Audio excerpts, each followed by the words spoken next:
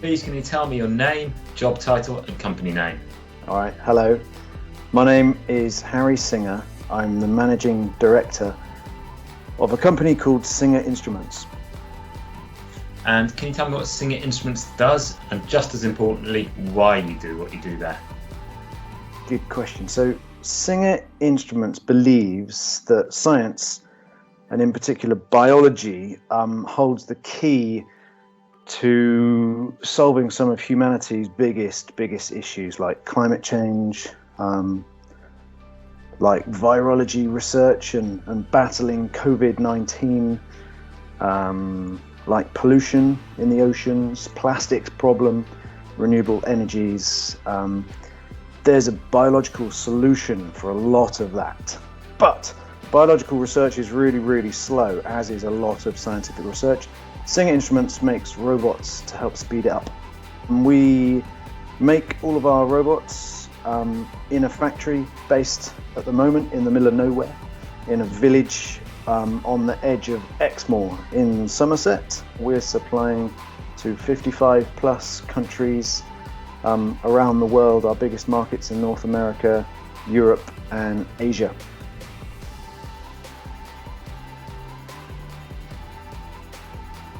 And what do you see as the exciting opportunities for people interested in this area of scientific research and production? So I'm very fortunate to be in an area of science that I really enjoy, and an area of science which is growing really fast. So I have a number of things that I'd probably touch on. One which is robotics, which I'm really interested in, and mechatronics and software programming. That's really interesting. But the other area of science that we deal with is something called synthetic biology, or building with biology. And that really is the future. So scientists who are synthetic biologists, they're a kind of a mix between engineers and software developers and biologists. They're hackers, but they're not hacking computer code, they're hacking DNA, the code of living organisms. Because living organisms are machines and they are programmable.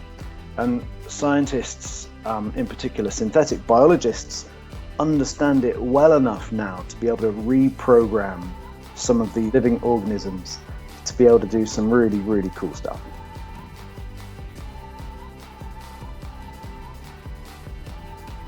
A lot of our customers are trying to make the world cleaner and build with biology, and not rely on petrochemicals and non-renewable sources. So there are some really cool companies in synthetic biology that spring to mind. One of them is called Bolt Threads.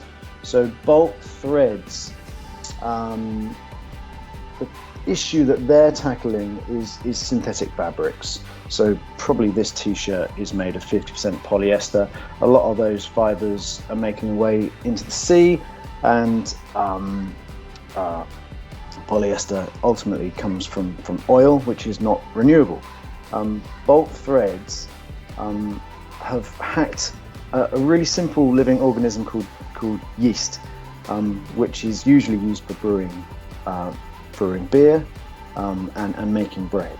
It's this cool little factory, tiny little cellular factory, and you can reprogram it to do cool stuff. So what Bolt Threads have done is they've taken the genetic code from the silk spider responsible for making silk protein. They've hacked that into yeast, and now they're using this yeast just like you would in a brewery to brew beer. They're using this yeast to brew spider silk, and they're making fabrics out of brewed spider silks. Bolt Threads have just sold a load of silk to Patagonia.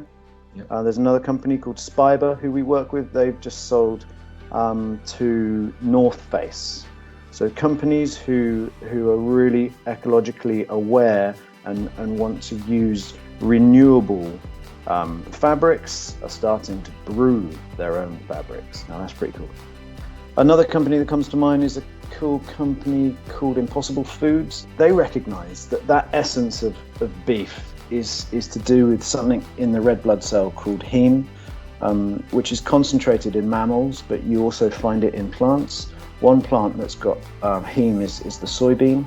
So they've understood which genetic code is responsible for production of heme in the soybean, taken that code out, hacked it into yeast, and now they're brewing heme just like you brew beer. They're mixing that up with veggie burgers to make these veggie burgers that taste like meat. If you got one in a restaurant and you were vegetarian, you'd think they got your order wrong, because the burgers, they bleed, they taste like a beef burger, they completely fool you. But they're a fraction of the carbon footprint and the water content required to rear cattle.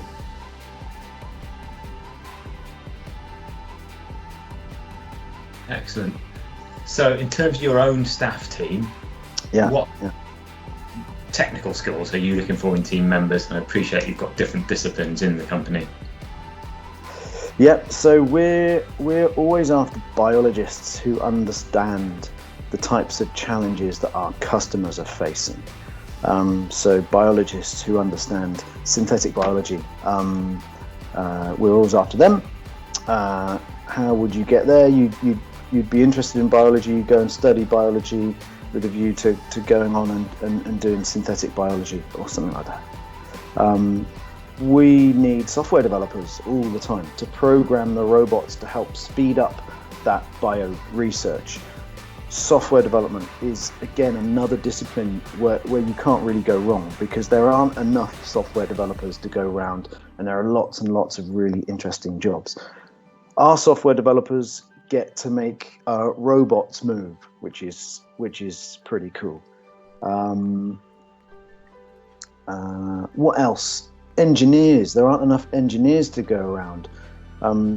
People to put together all of the stepper motors, the linear motors, the servo motors, the motor controllers, the robotic arms, the gantries, all those awesome mechatronic moving parts. Someone's got to design them, build them, put them all together.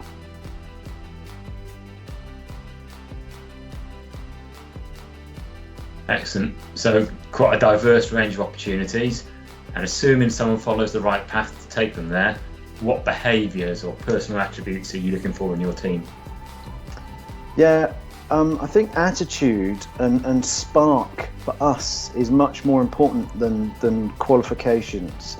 Qualifications do help. They demonstrate a foundational kind of understanding of a subject, but there's no substitute for passion and real interest in something. We're always looking for people who enjoy what they're passionate about. A smile goes a long way.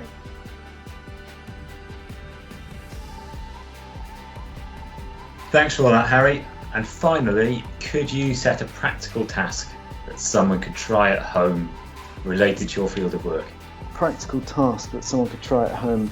Yeah, if you're a budding biologist, you might like to get on YouTube and do a search for extracting DNA from strawberries. You can do that with household chemicals and a couple of strawberries. That's good fun.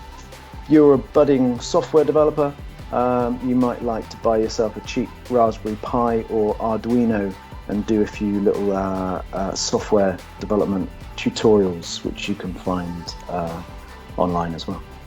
Brilliant. Thank you. They're both good little practical things people can get on with. And thank you for your time there, Harry. Really appreciate that. Really enjoyed it. Thank you very much.